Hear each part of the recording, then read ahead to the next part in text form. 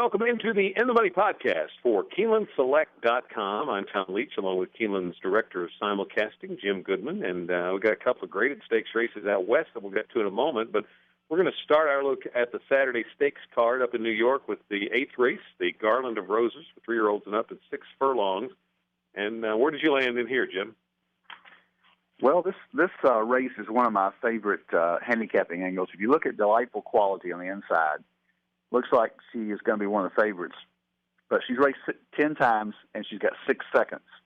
So I'm going to do something strange. I'm going to key Delightful Quality second. I'm going to assume that she doesn't really want to win, and she wants. A lot of horses do that. They run second and third. They don't win much. So 6 out of 10 seconds is pretty amazing to me. So I'm going to take her to get the money. But the horse that I like is Miss Mischief for Asmussen. Very impressive, winning the Pearl City a couple weeks ago, and he brings her back in a little over 3 weeks. And I think it sets up very well for her. She's an improving 3-year-old, really moved forward last race. So I'm going to take her on top with Delightful Quality. And Untapable looks like the controlling speed, but might be compromised by lack of fitness. Only one start in 2013. Baby J also wants lead from the outside. So I'm going to take Miss Mischief to run down the speed, if I could say it, Miss Mischief. That's hard to say. And Delightful Quality is going to get the money. So I think you key her second and third. Those were the same three I came with. I thought Miss Mischief really moved up in the first start for Asmussen, and he didn't turn them around that quickly that often. So I thought that was noteworthy, too, as you did. So it's Miss Mischief for me, and I'll use her with Untapable and Delightful Quality and Exactas. And before we continue, we should crow a little bit about some successes last weekend. I had Tapiture in the Kentucky Jockey Club race, a really impressive winner. And then you loved Will Take Charge and were justified by his big finish late, and you liked Easter Gift, who got up for third to make a nice try, and then you had Silentio out west in the citation. So good job. Yeah, they didn't exactly win by a lot, but they did win. Silentio only paid $5, but the try at Churchill paid $121 for $2. So that was not a bad hit. And boy, I watched that race, and I didn't think Will Take Charge was going to do it. And tough, hard-trying horse, and I love those guys. Got some guts, and he wrapped up the 3-year-old championship with that effort, I would say. Absolutely. Let's go to Gulfstream Park now. It's their claiming crown day, and the Ramseys had a big day down there last year, and they are loaded for bear again for the claiming crown races this year. I'm going to go against them. We're going to take a look at 2 of the claiming crown races. The 9th is the Emerald for 3-year-olds and up on the turf at a mile and a 16th, and Major Marvel, who just got beat in the claiming crown last year, is back running in the Emerald here. I'm going to try to beat Major Marvel with grip hands.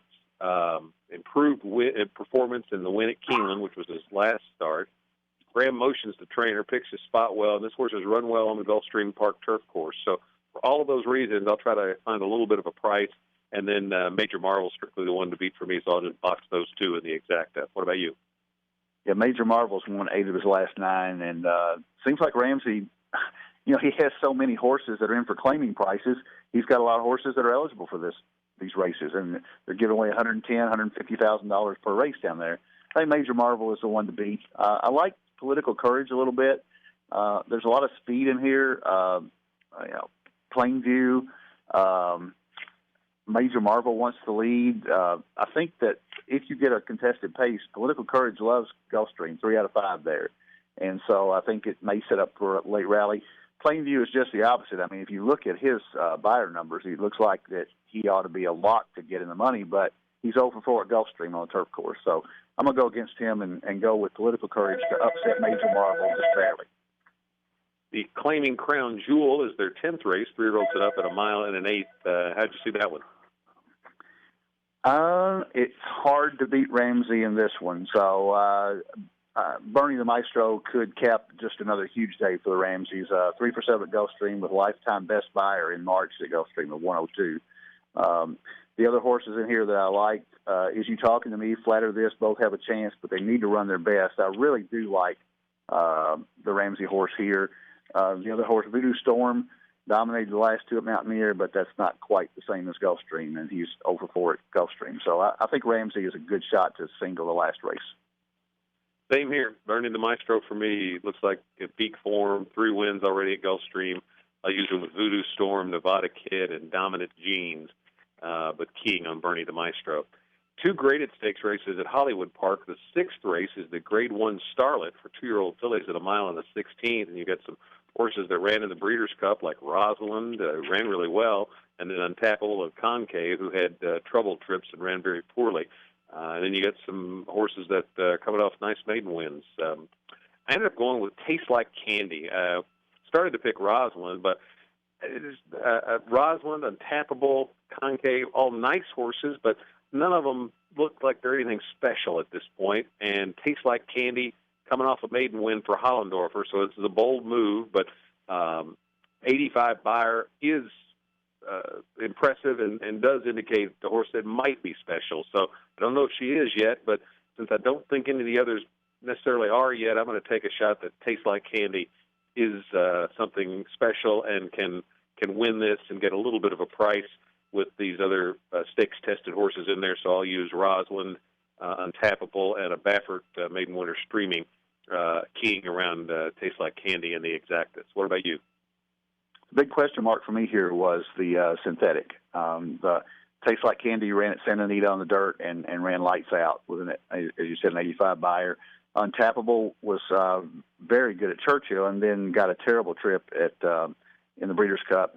Aretha's probably is the one I'll pick because of the last race at Betfair Hollywood on the 16th of November, 78 Buyer and won by 8 1/4. So I'm going to take her just because she has the best form on synthetic. I'm going to use Untapable, Taste Like Candy, and probably Be Proud behind her.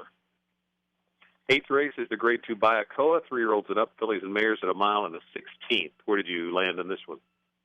Well, Bob Baffert didn't ship 50 Shades of Hay east last week, and pointing for this race, I think I'm going to stay there.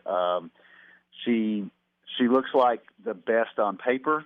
There's a reason he didn't ship her. He thought this spot fit her better.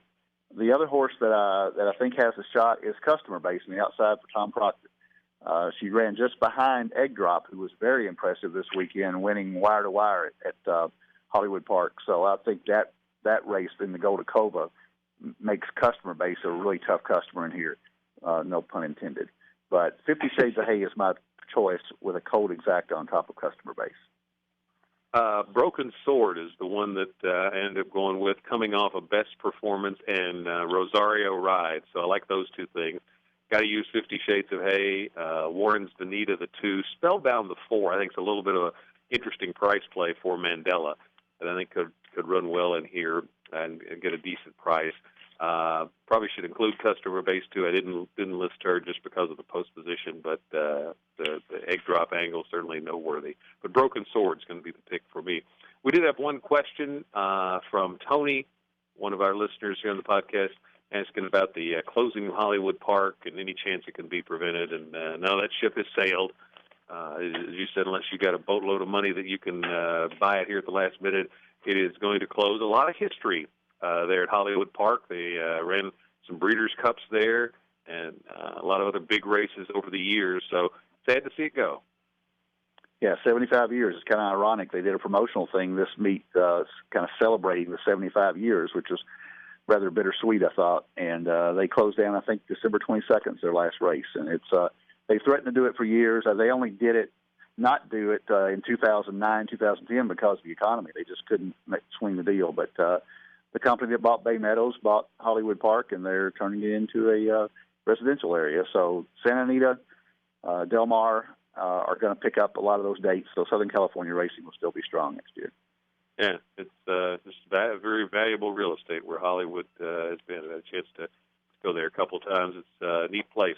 Jim, best of luck on the picks. We'll be back here next week with the In the Money podcast for KeenelandSelect.com.